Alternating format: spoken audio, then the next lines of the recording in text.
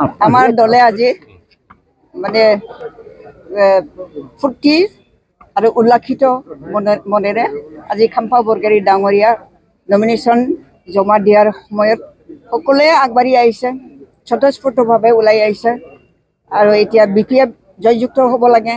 হাগ্ৰামা মহিলাৰ নেতৃত্বত যিটো দল সেইটো জিকিব লাগে, সেইটো সকলোৰে মানে ইচ্ছা। তো খাম্পা বৰগয়াৰী আমি প্ৰাৰ্থী হিচাপে পাইছোঁ, সেইকাৰণে আমাৰ ৰাইজে বহুত সুখী হৈছে, সন্তুষ্ট হৈছে। গতিকে ফুৰাদমে মানে আমাৰ দলক সমৰ্থন দিবৰ কাৰণে ৰাইজ আজি আগুৱাই আহিছে, সেইটো আপোনালোকে দেখা পাইছে। আমি আশা কৰিছোঁ আমি মেক্সিমাম ভোটত আমি জয়যুক্ত হ'ম।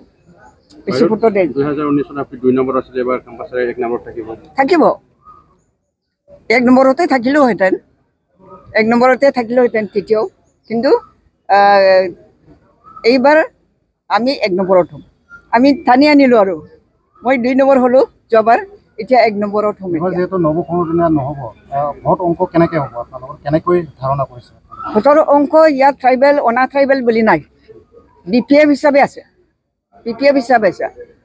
নৱচৰণীয়া তেওঁ মানে আগৰবাৰত অনা অসমীয়া ভোটাৰসকলে মেক্সিমাম ভোট দিছিলে, তেওঁৰ পৰা বহুত আশা কৰি পেলাই ভোট দিছিলে, কিন্তু দেখা গ'ল তেওঁ 2বাৰ তেওঁ MP হ'ল, কিন্তু কোনো ঠাইত তেওঁ নিজৰ চিনটো দেখুৱাবৰ কাৰণে, ৰাইজৰ কাৰণে কাম কৰা বুলি নিজক পৰিচিত কৰিবৰ কাৰণে একো কাম ৰাইজে পোৱা নাই। সেইকাৰণে ৰাইজ অসন্তুষ্ট। এই গতিকে আমাৰ দলত মানে আগত নৱচৰণীয়াক যিসকলে ভোট দিছিল, এতিয়া আমাৰ দলকে সমৰ্থন দিব আৰু ভোট দিব।